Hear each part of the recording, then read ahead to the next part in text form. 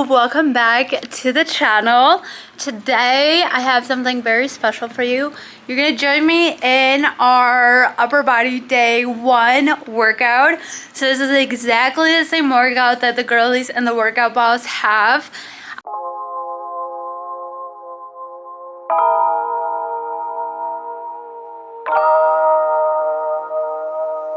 I chose this workout for a couple of reasons, but I'm also going to do a little yapping session.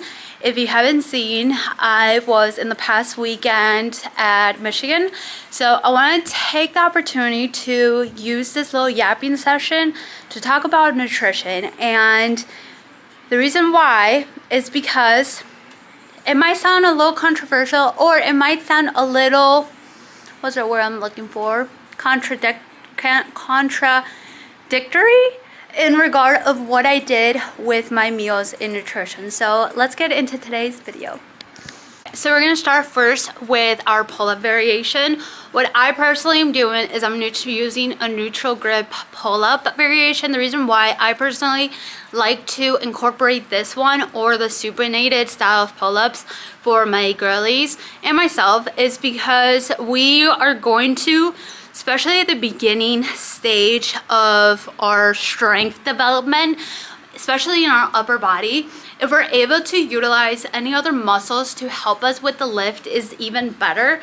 So for example, with the supinated or the neutral grip, we're going to utilize and incorporate a lot of our biceps while we're still engaging our lats and using our lats for the lift. So it's going to help you get stronger, and then once you're in that strong position, you can always change the grip, go into more pronated, where we're going to use more of that mid back rather than lats and biceps. But I think it's a really good position to be at, especially if you're training on your grip strength and your pull-up strength. So you might get cut up a little bit. I'm gonna see if I put it in an angle where I don't get cut up, but let's get into our third set of pull-ups.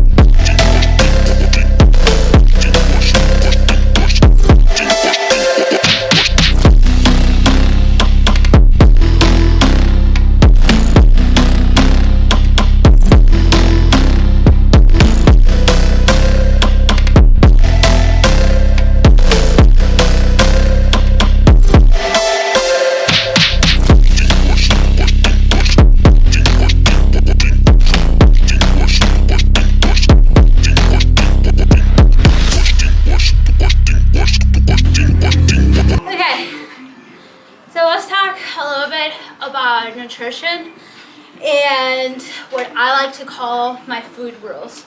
Now, sometimes it can be a little bit hard, especially if you are in a fitness journey, or especially if you are trying to work specifically towards a goal.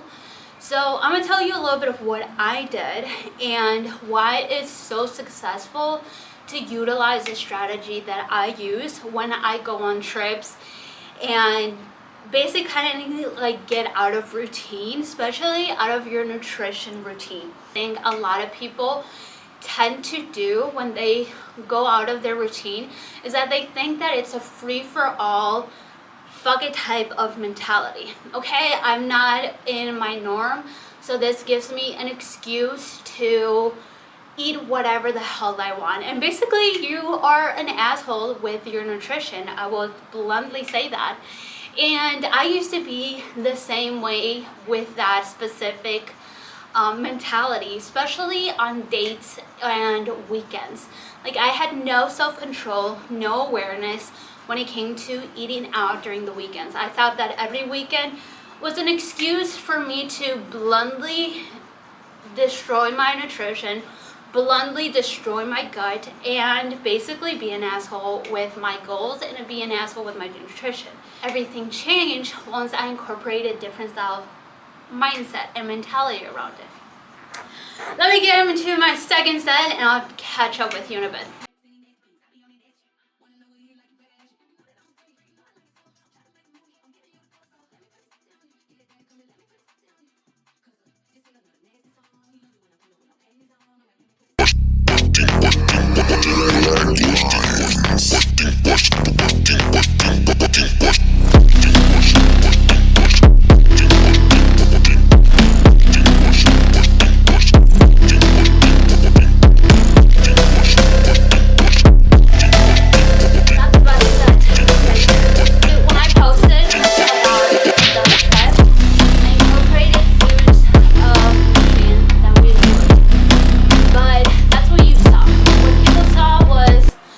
The french fries, the burgers, the conies, the ice cream from Mackinac, all these things. But what they didn't see was my food rules and the things I incorporated as a non-negotiable.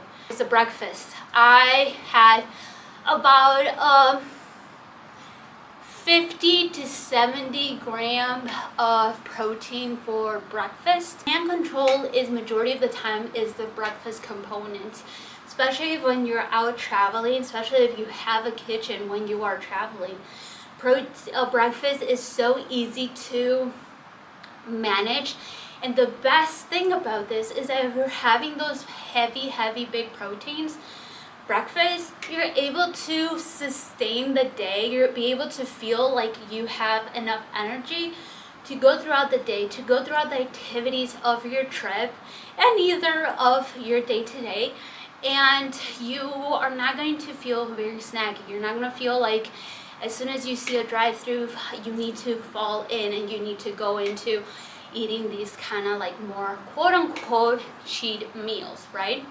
So what I ensured to do was having that nice breakfast that I know that it was going to contain a lot of the protein, and I was going to ensure that the other meals were going to be incorporated with a little bit of protein as well. But just because I ate that big chunk throughout the day, it was easier for me to hit those protein goals, even if I didn't have my food scale, even if I needed to do more of intuition eating for the sake of the trip rather than a log or a food diary such as MyFitnessPal or a chronometer.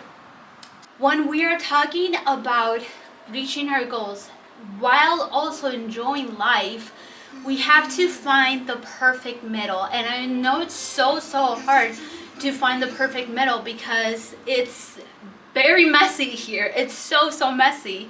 But when we are talking about ourselves, I'm not in a bodybuilding competition. My clients are not in a bodybuilding competition.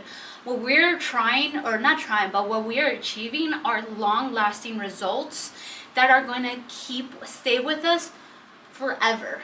Because like I said, as soon as we get out of the norm, we think it's a free ticket to fuck it world, and we want to enjoy all the things that we don't tend to enjoy, and that is when it's going to be the trigger if we don't have those strong boundaries around food. Let's get into the workout.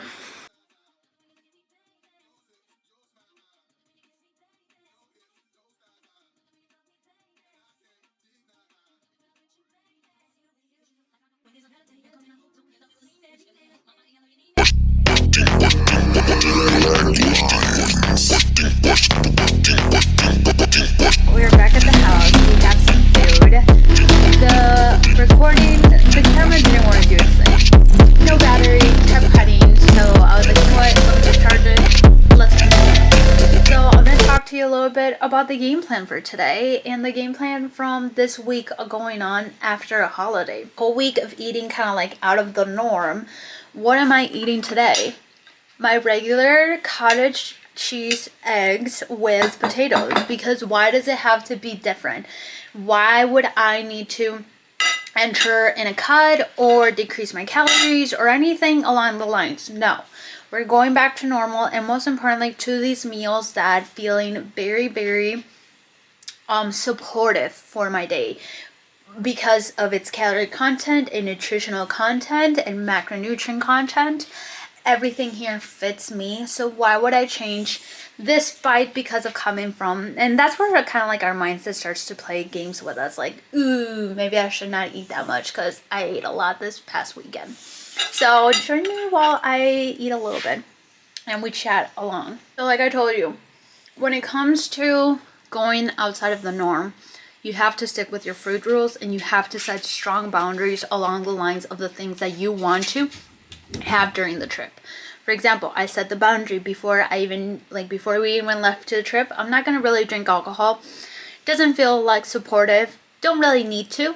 I didn't really drink alcohol. I was asked for it, and I was like, no, I'm okay. Because I set that boundary prior.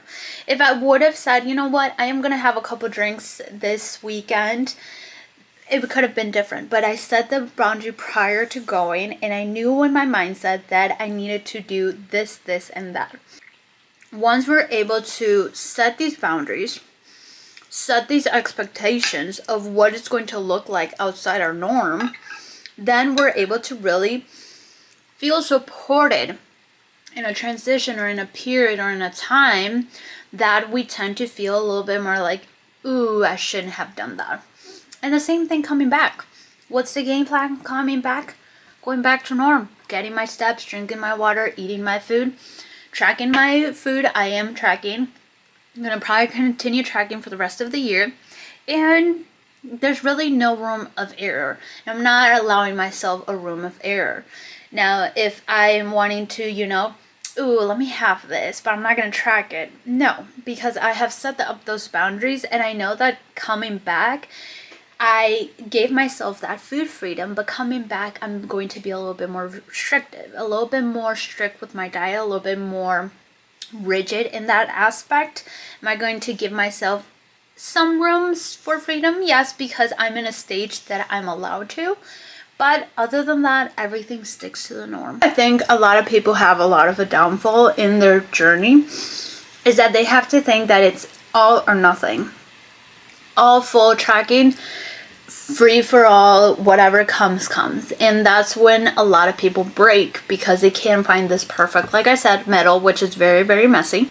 But what are your thoughts about this? I would love to know in the comments. When I finish my breakfast, I will catch you in the next video. Make sure you subscribe, like, share, do all the things to continue growing our family. I'll catch you in the next video. Bye!